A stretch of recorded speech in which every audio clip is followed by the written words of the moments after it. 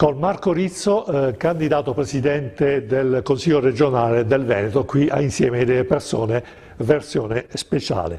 Marco Rizzo, Democrazia Sovrana Popolare. Benvenuto Marco Grazie Rizzo. a voi.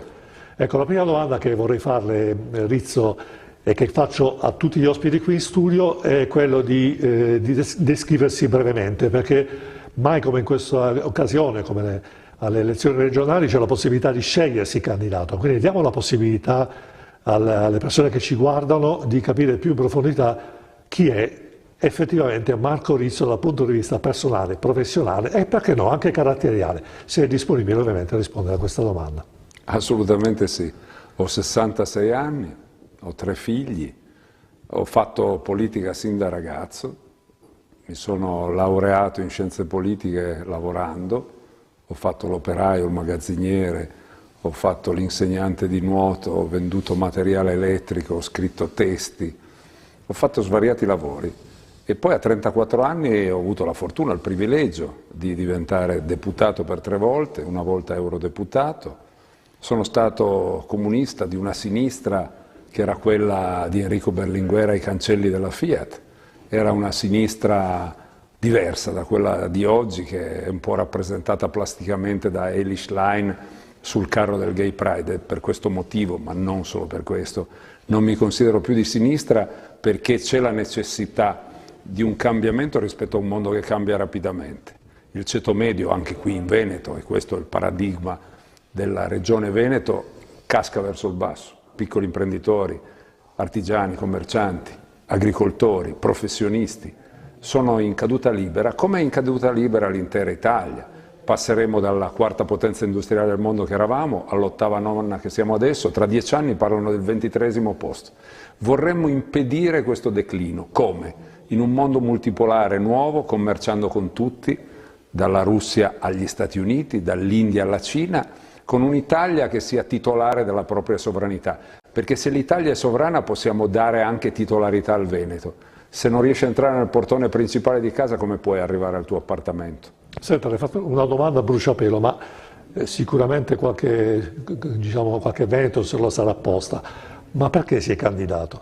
Mi sono candidato proprio per questo motivo. Io dalla politica ho avuto dei privilegi e vorrei a 66 anni restituirli. Io non ho bisogno di fare la politica per mestiere. La politica per me è una passione. Noi stiamo presentando un progetto politico per il Veneto che parte dal Veneto per tutta l'Italia. È un progetto politico nuovo, del 3° millennio, in un mondo, ripeto, che cambia. Ci sono periodi del mondo in cui 100 anni si dipanano in 100 anni e ci sono dei periodi del mondo in cui 100 anni hanno un cambiamento brevissimo, rapidissimo. Oggi corriamo il rischio della guerra nucleare, anni fa non sarebbe stato così. Oggi l'America si stacca dall'Europa, non l'avremmo mai pensato. Ci sono tanti cambiamenti e per i miei figli, per i nostri figli, per le nuove generazioni ci deve essere un modo di far tornare la politica a governare l'economia. Oggi in Europa, in Italia, nell'Occidente è l'economia che governa la politica e alla fine tra anche un pessimo politico e però un industriale del ramo, che ne so, della comunicazione o del farmaceutico, almeno il politico bene o male lo eleggi. Invece quello lì te lo ritrovi. Oggi quante volte la Meloni va all'estero e quando ritorna si sente dire vedremo cosa diranno Bruxelles, vedremo cosa diranno Strasburgo, vedremo cosa diranno Francoforte, vedremo cosa diranno Washington, ma in quei luoghi c'è la NATO, il Fondo Monetario Internazionale, la Banca Centrale Europea, l'Unione Europea. Chi li ha eletti quei signori? Eppure comandano più della Meloni. Questo senza dubbio. Senta, lei girando Rizzo, il Veneto, venendo anche da fuori, quindi come esperienza anche personale, professionale. Ecco, come ha visto il cittadino veneto quando va agli incontri? Oggi per esempio so che andrà in altri posti questo fine settimana. Che percezione ha? Come li sente? Che tipo di esigenze hanno, sinceramente? Ma io ho avuto un grande incontro iniziale a Padova con gli agricoltori, con la Coldiretti. C'erano 1700 persone, quindi una platea vasta. L'attenzione era anche legata un po' alla curiosità della mia presenza. Io credo di avere, come dire, gli argomenti di capacità politica, di esperienza. Io posso telefonare a Orban, c'ho il numero, posso telefonare a Robert Fico, c'ho il numero. Credo di mettere a disposizione del Veneto anche una conoscenza dei meccanismi della politica. Però ripeto, sono qui, tra l'altro neanche tanto lontano, io sto a Rovereto, quindi il tema è dal Veneto portare il cambiamento in tutto il paese. Ecco, lei ho visto che ha fatto un post che ci ha girato anche, che noi aveva messo sui social, dove attaccava l'Unione Europea, no? Quindi, però in un contesto regionale che senso avrebbe attaccare l'Unione Europea? Cioè cosa può importare al contadino che citava lei, alla riunione che ha avuto la Coldiretti, il contesto della NATO, della guerra in Ucraina e dell'Europa? È una domanda molto appropriata, lei è un professionista capace. Il Veneto ha una piccola e media impresa che soffre del costo dell'energia, come tutta la piccola e media impresa italiana. Noi compravamo gas russo a basso costo, adesso prendiamo gas russo triangolato da Algeria e Tunisia e lo paghiamo di più. Poi prendiamo gas americano che quando parte costa 1 e quando arriva costa 4.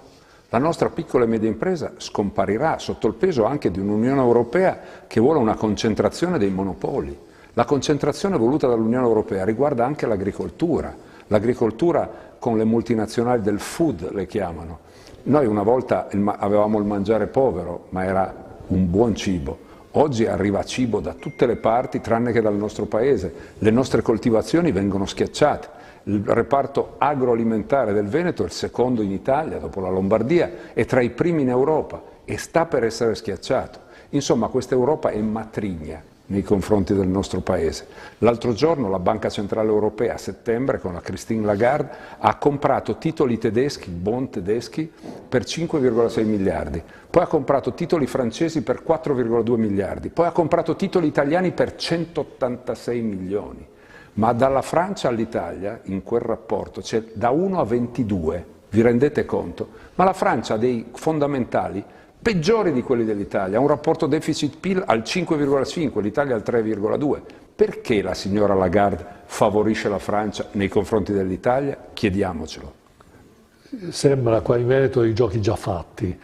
I sondaggi, l'ultimo Corriere della Sera, poi il Gazzettino, le testate locali nazionali più importanti, la destra vince, anzi quasi vince, quasi come la percentuale con 5 anni fa con Zaia, l'opposizione arranca, i giochi sono già fatti. Ma in questa regione io credo che Stefani vincerà ampiamente. Il problema però, la mia battaglia non è quella tanto di contrastare solo Stefani o il centrosinistra, la mia battaglia è di far tornare a votare le persone che non votano più, perché si sono stancati di una politica che dice una cosa e poi ne fa un'altra. Proviamo a dire dei grandi titoli che conoscono tutti. Blocco navale. Adesso la Meloni ha fatto un decreto flussi per 500.000 di immigrati in 3 anni. Intendiamoci, la sinistra non è meglio, perché Landini voleva fare un referendum che se fosse passato avrebbe abbassato la cittadinanza in termini di età e portato 2,5 milioni di immigrati ad avere la cittadinanza italiana, cioè la fine dello Stato sociale, delle pensioni, della salute pubblica, dei trasporti, della istruzione. Quindi uno è peggio dell'altro. Ma dal punto di vista delle promesse, vi ricordate Salvini, quota 101, la legge Fornero? Si va in pensione a 67 anni quest'anno con 3 mesi in più. Si va addirittura parlando della guerra. Salvini dice delle cose giuste, anche il mio amico Vannacci dicono delle cose giuste, ma poi hanno votato fino a gennaio l'11° pacchetto di armi all'Ucraina. E adesso ci sono le sanzioni alla Russia, il 12° pacchetto. Cosa farà la Lega? Le voterà? Perché attenzione, se poi si dice una cosa e se ne fanno altre, penso alla vicenda che adesso in Commissione Senato c'è da parte della Lega, di consentire, se tu hai anche un piccolo debito, di avere l'ingiunzione da un avvocato e non dal giudice. Quante persone saranno colpite da questo provvedimento se passa? Noi dobbiamo essere, io credo, coerenti. Il nostro slogan, lo slogan di Marco Rizzo Presidente, è quello di segnalare che noi faremo quello che diciamo, ripeto, faremo quello che diciamo, mettiamo il vincolo del mandato ai nostri candidati, firmano il programma, se non fanno quello che abbiamo detto li cacciamo a calci. Ecco, facciamo finta che lei, Rizzo, possa essere presidente confermato, governatore, come si dice in gergo, del Veneto per un giorno. Cosa farebbe? La prima cosa che farebbe? Beh, intanto lavorerei sulla salute pubblica. Le regioni sono in piedi perché hanno l'80% del bilancio sulla salute pubblica. Il resto sono il 20% per il personale, per tagliare qualche nastro. Quindi lavorerei per lo sviluppo di una sanità territoriale, di una sanità di prossimità. Non ti può venire un infarto e tu non riesci ad arrivare all'ospedale perché l'hanno spostato più in là. Oggi in Italia ci sono 350 miliardi per la salute pubblica, 50 per la salute privata, per le spese sanitarie private, in mezzo ci sono 4 milioni di italiani che non si curano più, ce ne sono 350.000 nel Veneto perché non riescono a stare dietro alle liste d'attesa della sanità pubblica e non hanno i soldi per andare alla sanità privata. Questa forbice si allarga sempre di più. Se ci fosse Rizzo presidente la farebbe chiudere questa forbice, perché la salute è un diritto per tutti. Su un post ci è arrivato, uno ha scritto: ma Rizzo passa da sinistra a destra, aggiungo, e viceversa, oppure rimane fluido? No, non esiste, no, questo aggettivo non mi piace per nulla, fluido. Non esiste più la destra e la sinistra. Se noi guardiamo, io guardo al mio passato, a Torino, dove sono nato, nel Borgo della Vittoria, c'era la sede del Partito Comunista. Sapete cosa c'è oggi? L'Unicredit, una banca. È un po' l'eterogenesi dei fili, ma vorrei anche ricordare una frase di Giorgio Almirante. Almirante diceva: se qualcuno consente di mettere un dazio nel nostro paese, sono per farlo arrestare. Un dazio nel nostro paese, sono per farlo arrestare. E se è uno dei miei, gli faccio dare l'ergastolo. Giorgio Almirante. A qualcuno fischiano le orecchie. Torniamo a lei, ce l'ha un pregio particolare che vorrebbe mettere in evidenza, piuttosto un difetto, pensa di averne? Il difetto più grande che ho avuto nel fare politica è che quando mi sono trovato davanti a dei cretini gliel'ho fatto capire e mi sono fatto un sacco di nemici gratis. Non lo vorrei ripetere, ma in realtà mi viene spontaneo. Se ho davanti un idiota glielo faccio capire. Questo è un difetto, perché in politica bisognerebbe essere un po' più, diciamo così, meno forti nell'esprimere le proprie tensioni. Il pregio è quello che perduro nella mia battaglia, perché insomma, gli amici, ma anche mia moglie mi dicono: ma cosa vai a fare? Ma lascia perdere. E invece a me la politica piace, per me la politica è una passione. Per dirla con Antonio Gramsci, la passione della politica è un qualcosa di durevole, devi avere una connessione sentimentale col popolo. Voi li vedete, io vi faccio dei nomi: Christine Lagarde, Macron, Draghi, Merz, tutti i grandi leader europei, no? Secondo voi hanno passione, hanno una connessione sentimentale col popolo? Odiano il popolo, non li vedete, guardateli in faccia. Un partito che anche non è sta molto simpatico, però risponda sia schietto, perché il partito poco diplomatico. Quando abbiamo concluso la vicenda della presentazione delle liste, c'erano 15 candidati, mi hanno anche detto i nomi, che la sera delle elezioni, la mattina si presentavano le liste e non sapevano ancora in quale lista finivano. Ecco, questo non mi piace della politica, perché significa che non fai come Charles de Gaulle, che diceva: per comandare bisogna prevedere. Questi non prevedono nulla, hanno solo l'interesse personale, non guardano oltre la collina, oltre la montagna, guardano solo le proprie scarpe, magari si candidano per prendere una pensione. Ecco, io non ho bisogno di questo e non mi interessano queste persone. Senta, però mi dica, da quando è diventato candidato presidente, si alza più volentieri la mattina, cioè ha quell'energia che si la fa alzare un'ora prima? La politica è una brutta bestia, un po', è una passione durevole, cioè nel senso che ti anima di più, però francamente io non è che ho mai mollato, anche nei periodi in cui non ci sono le elezioni, non sono uno di quelli che lavora durante la campagna elettorale e poi non fa niente. Io conosco a menadito la cucina italiana perché ho girato tutte le città italiane, conosco a menadito la geografia perché ho fatto comizi in tutte le province italiane. Mi manca il Verbagno Cusio Ossola in Piemonte perché l'hanno dichiarata provincia non da molto. Quindi è una lacuna da colmare. Senta, siamo quasi in chiusura di questo speciale, quindi lei ha la possibilità, quella è la sua telecamera, di convincere i suoi elettori, giovani o quelli che saranno comodamente seduti sul divano, a votarla, ad andare a votare e a votare lei. Questa è la cosa più importante guardando i giovani.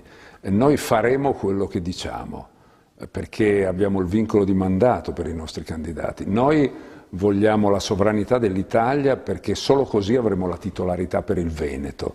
Alcuni mi dicono, ma tu non sei veneto. Io conosco politicamente dei veneti che hanno fatto dei grossi danni al Veneto. Quindi non è il fatto di nascere in un posto che ti consente di fare quello.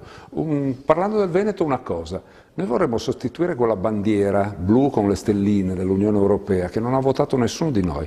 Mettiamo la bandiera della Serenissima, mettiamo la bandiera veneta al posto della bandiera dell'Unione Europea, che non c'entra nulla con gli interessi né del Veneto né dell'Italia.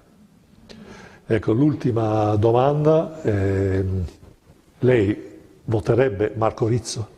Io so che qua in Veneto ci sono 850 candidati, quindi delle persone che andranno a votare, almeno ognuno di voi avrà un amico, un conoscente, un parente, e se dovete proprio votare l'amico, il parente e il conoscente, è difficile votare Marco Rizzo se c'hai l'amico da votare. Votate il vostro amico, votate la sua lista, ma dato che Stefani ha vinto, fate il voto disgiunto. Sul presidente c'è scritto Marco Rizzo, fate una croce su Marco Rizzo e poi ci divertiamo. Ma lei sinceramente voterebbe se stesso? Assolutamente sì, ma non perché io mi considero tra i più bravi, ma sapete perché? Perché gli altri sono scarsi, solo per questo. Bene, la ringrazio. Grazie a voi. Grazie della disponibilità.